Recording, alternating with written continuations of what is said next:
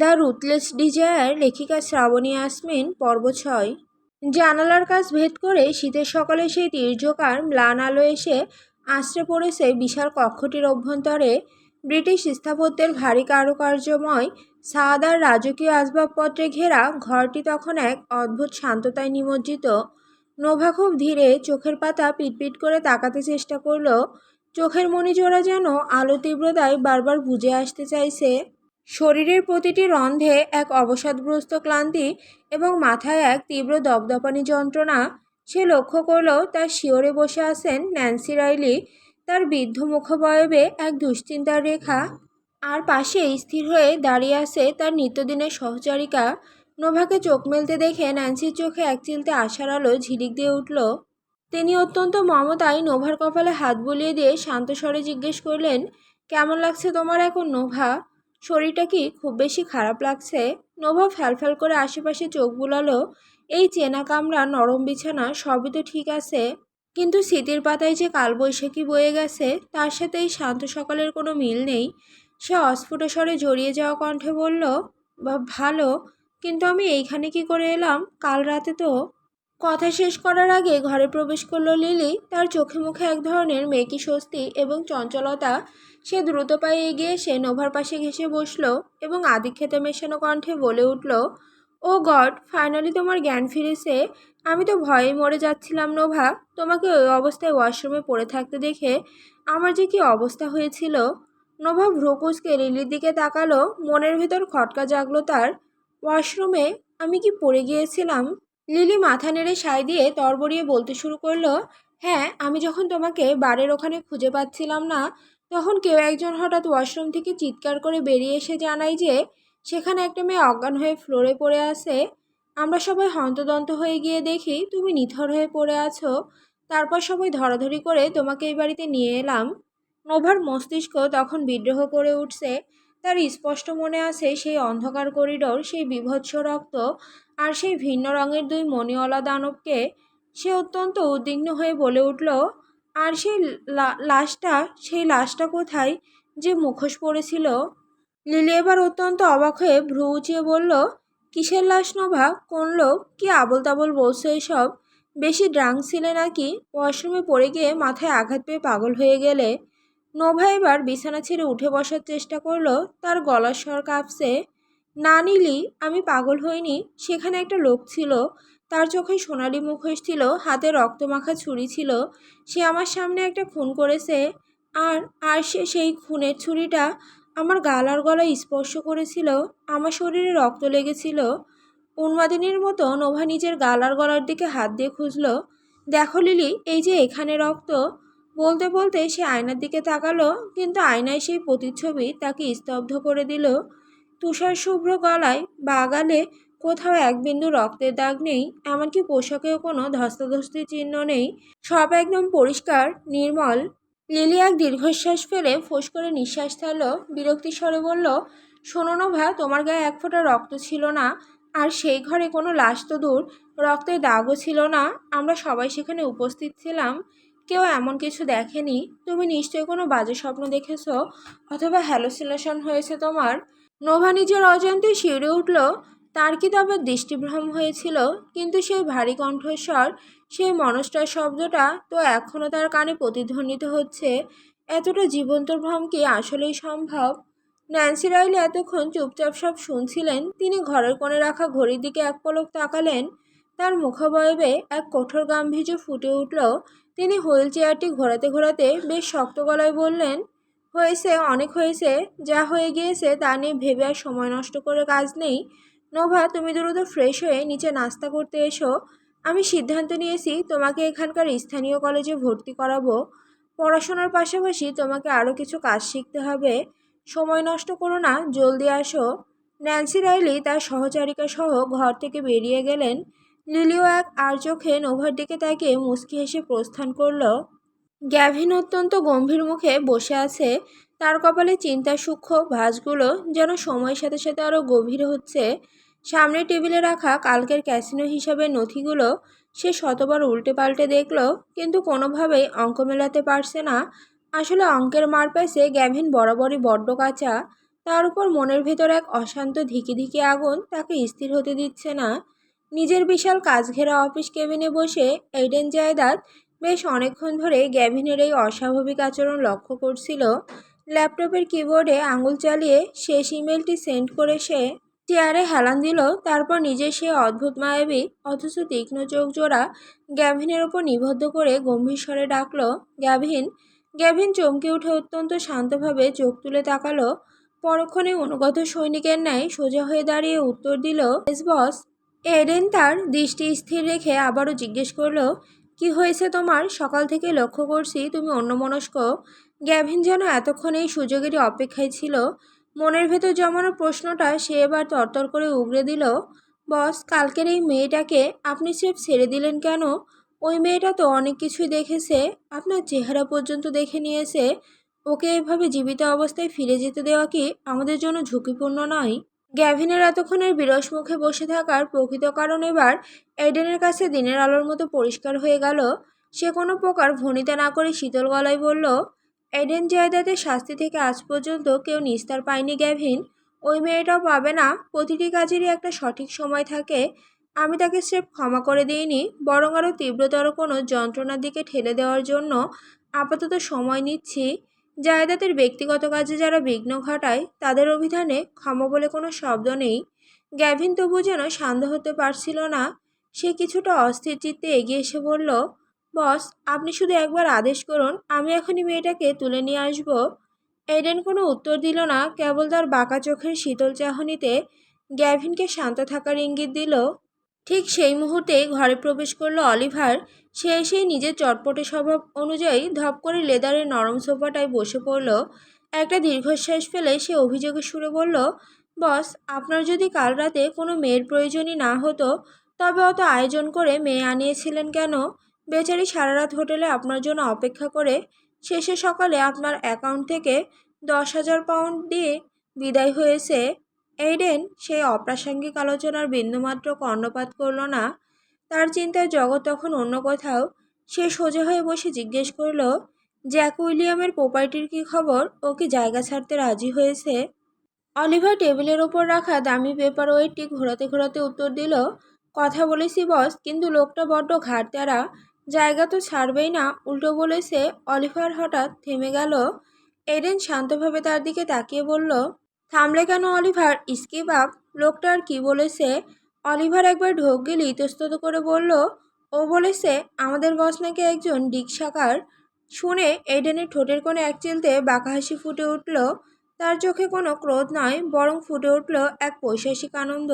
সে শান্ত স্বরে জিজ্ঞেস করল, ওর কফিনে আমার তরফ থেকে সাদা গোলাপ পাঠিয়েছিস তো? অলিভার এবার সপ্রতিভ হেসে উত্তর দিল, সাদা গোলাপ মার্কেটে শর্ট ছিল বস, তাই জারবেরা ফুল দিয়ে কাজ চালিয়ে দিয়েছি। ওর কাজ শেষ। এডেন হালকা হেসে বলল, I am really proud of you Oliver. Oliver কৃতজ্ঞতার হাসি হেসে বলল, আমাদের সামনে আপনাকে কেউ কটু কথা বলবে আর আমরা তাকে জ্যান্ত ছেড়ে দেব, তা অসম্ভব বস। আপনার জন্য হাসি মুখে আমরা বুকে গুলিও নিতে পারি। এইডেন আর কিছু বলল না। সে নিজের চেয়ার ছেড়ে উঠে কাচের বিশাল দেওয়ালের সামনে গিয়ে দাঁড়ালো। বাইরে লন্ডনের ব্যস্ত রাজপথ দেখা যাচ্ছে। হঠাৎ রাস্তার ওপাশে সোনালি চুলের এক তরুণীকে দেখে তার দৃষ্টি এক মুহূর্তের জন্য থমকে গেল। হৃৎপিণ্ড কি এক পলকের জন্য বেশি ধুকপুক করে উঠল। তার মনে হলো ওটাই কি তবে কাল রাতের সেই মেয়েটি। কিন্তু পরক্ষণেই সে ভুল বুঝতে পারল। কাল রাতে সেই মেয়েটির উচ্চতা ছিল 5 ফুট 3 বা 4 ইঞ্চির মতো, আর এই মেয়েটি অনেক বেশি দীর্ঘাঙ্গী। কাল নেশার ঘোরে আর রাগের মাথায় মেয়েটির মুখটা স্পষ্ট দেখতে পেলেও এখন তা কুয়াশাচ্ছন্ন স্মৃতির মতো ঘোলাটে মনে হচ্ছে। সকাল থেকে বেশ কয়েকবার সে সোনালি চুলের মেয়ে দেখলেই কাল রাতে সেই মেয়ের সাথে গুলিয়ে ফেলছে। নিজের উপরই বিরক্ত হলো। জগতের তাবর তাবর অপরাধীদের যে ভয় পায় না, সে এইডেন জায়দাতের মস্তিষ্কে এক অচেনা মেয়ে কেন খুঁটির মতো গেঁথে থাকবে? সে মাথা ঝাঁকিয়ে অবান্তর চিন্তাগুলো ঝেড়ে ফেলার চেষ্টা করলো। আবার নিজের ল্যাপটপের সামনে এসে বসলো। মিনিট 10 পরে তার একটি গুরুত্বপূর্ণ মিটিং শুরু হতে যাচ্ছে। অথচ অবচেতন মনে এখনও সেই অদ্ভুত হ্যাজেল চোখের দৃষ্টি তাকে বিঁধছে। বিশাল এক সবুজের গালিচা বিছানো প্রান্তর। শরতের ম্লান রোদে ঘাসের ডগাগুলো চিকচিক করছে। সেই আদিগন্ত বিস্তৃত মাঠের ঠিক মাঝখানে বিমূঢ় হয়ে দাঁড়িয়ে আছে নোভা। তার ডান পাশে হুইল চেয়ারে আসীন ন্যান্সি লাইরি। বৃদ্ধার দৃষ্টি আজ অত্যন্ত সুদূরপ্রসারী ও গম্ভীর। নোভার সামনে দাঁড়িয়ে আছে রাইলি পরিবারের ঐতিহ্যের প্রতীক বিশাল এক ঘোড়াশাল বা আস্তাবল। পাথুরে দেওয়াল আর কাঠের খিলান দেওয়া সেই আস্তাবল থেকে ভেসে আসছে ঘোড়াদের খুরের শব্দ। স্তব্ধতা ভেঙে ন্যান্সি লাইরি তার গভীর স্বরে বলে উঠলেন, নোভাকে ঘোড়াগুলো দেখাও অসবার্ট। নোভা, ভালো করে দেখো তোমার কোনটিকে পছন্দ হয়। নোভা কিছুক্ষণ বোকার মতো ন্যান্সি রাইলির দিকে তাকিয়ে রইল। ঘোড়া পছন্দ করা, সে তো জীবনে কোনোদিন ঘোড়ার পিঠে হাত পর্যন্ত দেয়নি। রাইলি পরিবারের প্রবীণ অশ্বপালক অসবার্ট অত্যন্ত বিনম্র ভঙ্গিতে নোভাকে নিয়ে আস্তাবলের গহীন অন্ধকারে প্রবেশ করল। সারিবদ্ধভাবে দাঁড়িয়ে আছে এক একটি পেশিবহুল দীর্ঘকায় তেজি ঘোড়া। একে একে প্রায় 15টি ঘোড়া দেখানো হলো তাকে। কোনোটি কুচকুচে কালো, কোনোটি পিঙ্গল বর্ণের, কিন্তু নোভার মন কোনোটাতেই সায় দিচ্ছিল না। হঠাৎ আস্তাবলের একদম শেষ প্রান্তে, যেখানে আলোর রেখা খুব কম পৌঁছায়, সেখানে আলাদা করে বেঁধে রাখা এক শুভ্র ঘোড়ার দিকে নোভার চোখ আটকে গেল। ঘোড়াটি যেন তুষার দিয়ে গড়া এক জীবন্ত মূর্তি। নোভা সম্মোহিতের মতো সেদিকে পা বাড়ালো।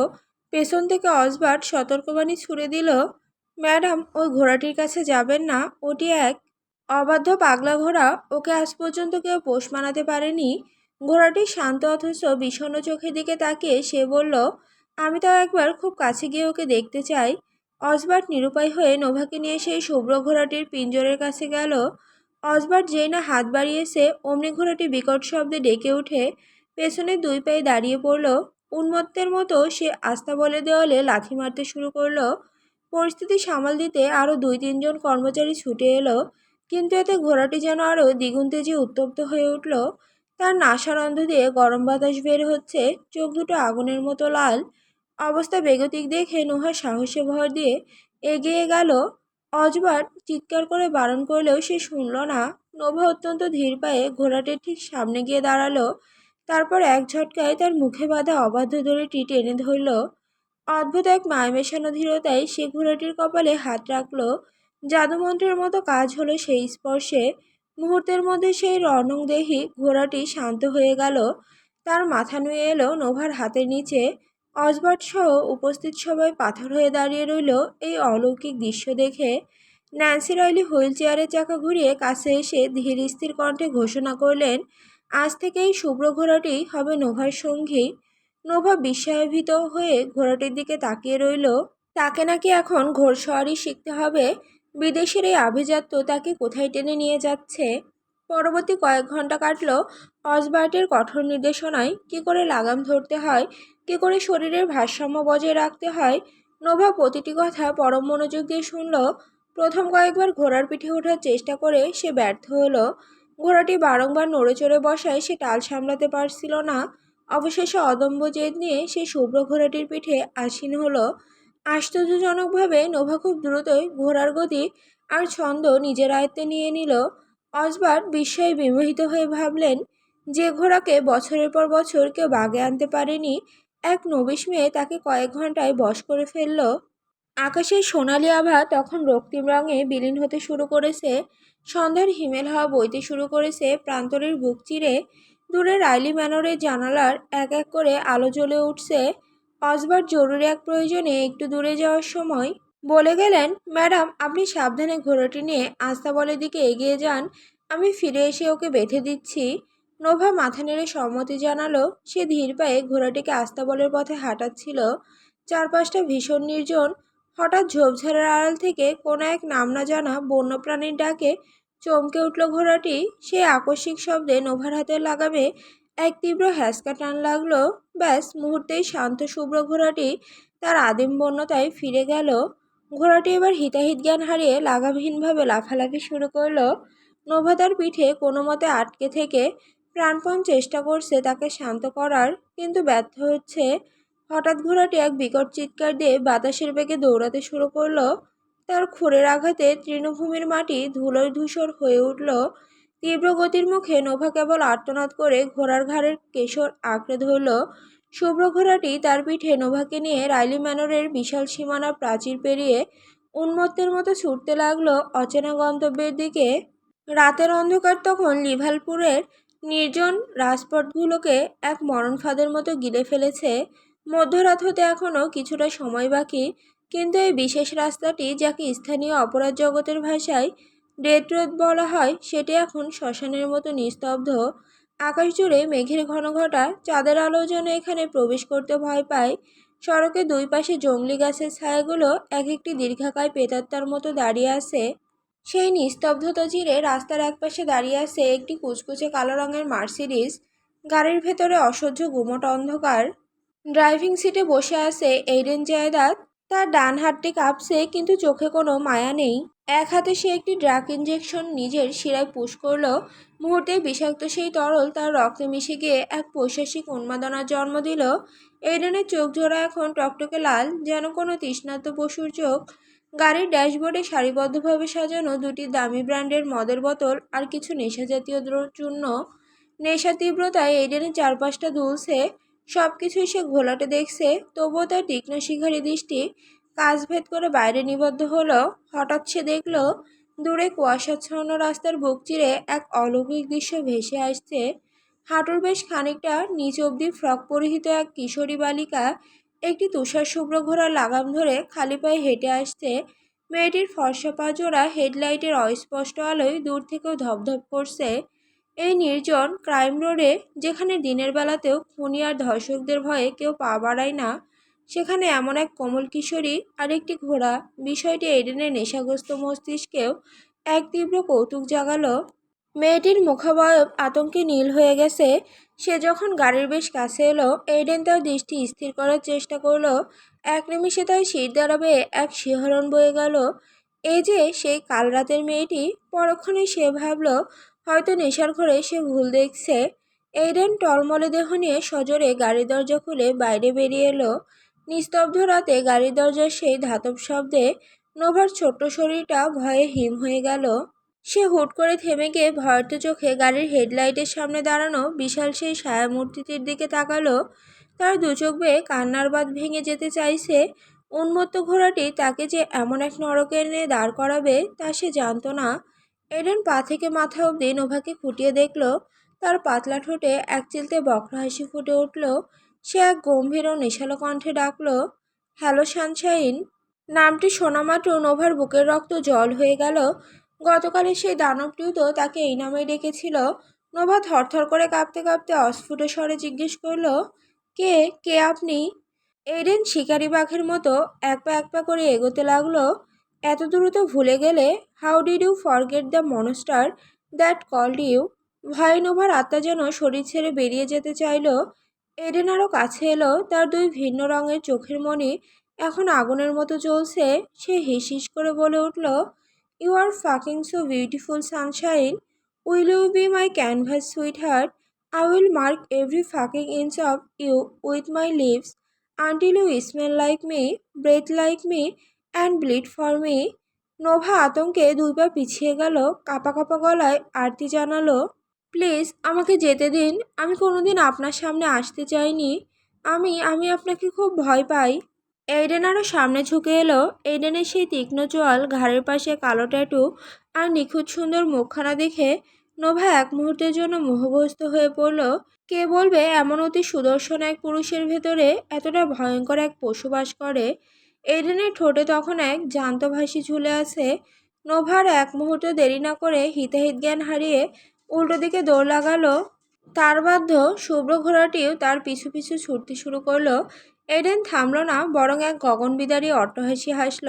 সে জানে নোভা তার নাগালের বাইরে যেতে পারবে না। সে চিৎকার করে মেঠো পথ কাঁপিয়ে গর্জন করল, পিছিয়ে যাচ্ছ কেন? You take one step back, I will take two fucking step forward. তোমার এই ভয় পাওয়া মুখটা দেখে আমার তৃষ্ণা আরও বেড়ে যাচ্ছে। পালাতে চাও? যাও দৌড়াও। I love to fucking hunt. যতটা দূরে যাবে তোমাকে খুঁজে বের করে ছিঁড়ে ফেলার জেদটা তত বাড়বে। আর যেদিন তোমাকে ফাইনালি পাবো, that fucking moment I will ruin you. কোনো মায়া দেখাবো না, কোনো ভালোবাসা দেব না। I am gonna own you completely. তোমার ওই শরীর আর আত্মা সব কিছু সেদিন আমার কাছে হার মানবে। নোভা সেই তপ্ত নিঃশ্বাস আর হুঙ্কার পেছনে ফেলে অন্ধকারের বুক চিরে দৌড়াচ্ছে। তার পায়ের নিচে পাথর বিচ্ছে, বাতাস আর ফুসফুস ছিঁড়ে দিচ্ছে। তবুও সে ছুটছে, সে পালাতে চায় এই মনস্টার থেকে, সে পালাতে চায় এই নিয়তি থেকে। কিন্তু পেছনে প্রতিধ্বনিত হতে থাকা এইডেনের অট্টহাসি যেন তাকে বারবার মনে করিয়ে দিচ্ছে, শিকারী যখন এইডেন জায়দাদ, তখন শিকারের কোনো মুক্তি নেই।